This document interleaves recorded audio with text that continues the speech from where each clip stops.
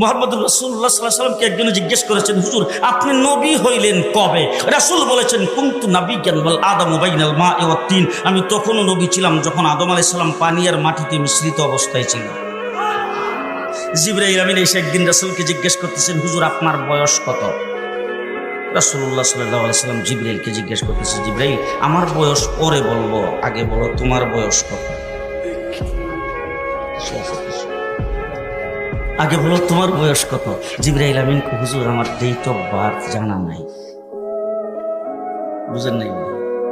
Date of birth আমার জানা নাই, তবে একটা ঘটনা যদি আপনার কাছে বলি, এটা দিয়ে হিসাব করে আপনি আমার বয়স কত এটা বের করতে পারবেন। আপনারা কাহিল হয়ে গেছেন, কথা শুনতেছেন? জিবরাইল বলতেছে, হুজুর একটা ঘটনা বললে আপনি হিসাব করে তারপর আমার বয়সটা বের করতে পারবেন। যখন এই কথা বলছেন, রাসূল বলে, কি ঘটনা? বলে, হুজুর আমাকে যখন আল্লাহ সৃষ্টি করেছেন তখন আমি আরশের নিকটে দেখতাম একটা তারা উঠতো, একবার উঠলে ৭০,০০০ বছর থাকতো। কয় বছর?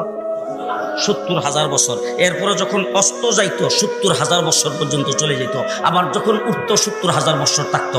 একবার উঠলে ৭০,০০০, অস্ত গেলে ৭০,০০০।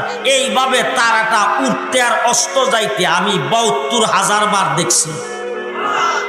হুজুর এখন হিসাব করে আমার বয়সটা কত এটা আপনি বের করে নিন। রাসূলুল্লাহ সাল্লাল্লাহু আলাইহি সাল্লাম বলেন, হিসাব করার জন্য তো ক্যালকুলেটর মেশিন লাগবে, সেই মেশিনটা তো এখন নাই, হিসাবটা পরে করব, আগে বলো দেখি তারাটার নাম কি, কোথায় থেকে আসতো, এটার পরিচয় কি? জিবরাইল আমিন বলেন, হুজুর এই সম্পর্কে আমি কিছুই জানি না। আল্লাহর নবী বলেন, আমার কাছ থেকে জেনে নাও, যে তারাটারে তুমি উঠতে দেখতা, অস্ত যাইতে দেখতা, সেই তারাটাই ছিলাম আমি। এখন তুমি হিসাব করে বের করো আমার বয়স কত।